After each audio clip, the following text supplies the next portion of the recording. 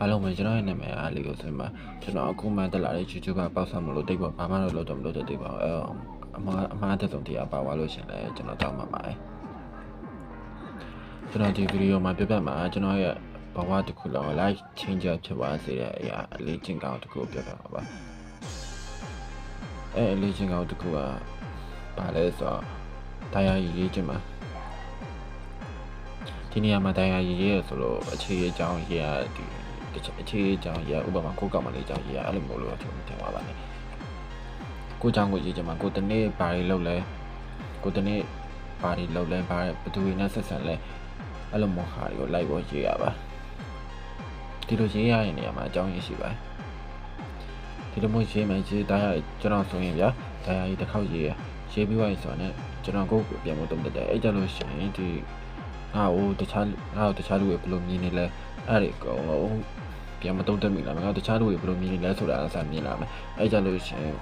ဘယ်နေရာမှာအကျဉ်းဆိုရှိနေမလဲပြန်ပြင်မယ်အဲ့လိုပုံစံမျိုးပေါ့အဲ့လိုမျိုးပုံစံမျိုးတရားရေးစစ်တင်တယ်ကျွန်တော်အိမ်တော့ဆိုဒီလိုမျိုးတိုက်မယ်ပေါ့ဒီလိုတိုက်မျိုးကျွန်တော်ဒီလိုတိုက်ရနေဒီလိုတိုက်မျိုးဖြစ်စေခဲ့တာဒီတရားရေးချင်မှာပြီးတော့ကျွန်တော်ရဲ့တရားရေးစောက်လေးကဒီမှာကျွန်တော်နေတိုင်းတရားရေးတစ်ခေါက်ရေးရကျွန်တော်တရားရေးတစ်ခေါက်ရေးပြီးရင်လည်းကိုပြန်မတော့တဲ့အရင်ကထပ်ပို့ပေါ်ပါလေပို့ပေါ်ကောင်းလာလေဘာတွေပြင်ဆင်နေဖို့လိုတည်လဲအဲ့တူနေမတူတူလို့ခံစားရတယ်အဲ့လိုပုံစံမျိုးဖြစ်လာနိုင်တယ်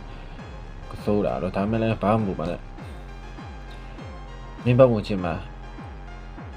အစိုးရတည်လာပါအစိုးရတည်လာတော့မင်းကပိုကောင်းလာဖြစ်တဲ့အတွက်မိသွေးနဲ့ဆက်လို့မို့ပဲတခြားစီဖြစ်နေမင်းပင်းသားမှာမိသွေးတွေပဲဖြစ်နေတော့မင်းကဒိုင်းမုံဖြစ်နေတော့အဲ့မှာဒီကွာချွားဝိုင်လေအဖြူနဲ့အမဲကွာချွားဝိုင်လေကျွန်တော်ပြောချင်တာတော့တရားရေးပါကိုပြန်မတော့တတ်ပါဘာလို့ရှိရင်ကိုဘယ်နေရာမှာလုံနေလဲဆိုအောင်ပြန်တော့ပြုတ်ပြန်ပါကျွန်တော်ရဲ့ဗီဒီယိုလေးကနေဒီခုပညာတစ်ခုရသွားခဲ့တဲ့အကယ်၍ဒီကျွန်တော်ပြောတဲ့အတိုင်းဖြစ်လာတယ်ဆိုရင်ကျွန်တော် YouTube channel လေးကိုပြောလို့ရအောင်လို့ကျွန်တော်ရဲ့ channel လေးကို like and subscribe လုပ်ပေးပါကြပါ